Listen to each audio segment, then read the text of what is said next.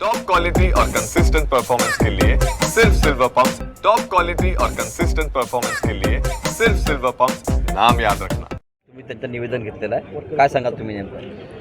नाही, ज्या पद्धतीनं आज माजी आमदार बच्चू कडू यांचे कार्यकर्ते, प्रहार संघटनेचे कार्यकर्ते, काही शेतकऱ्यांचे इश्यू, अपंगांचे इश्यू घेऊन त्यांनी जे आंदोलन केलं, त्यांना पूर्णपणे आम्ही सोबतच आहे की शेतकऱ्यांसाठी केव्हाही पूर्ण ताकदीनं सोबत आहे, अपंगांसाठी सुद्धा सोबत आहे.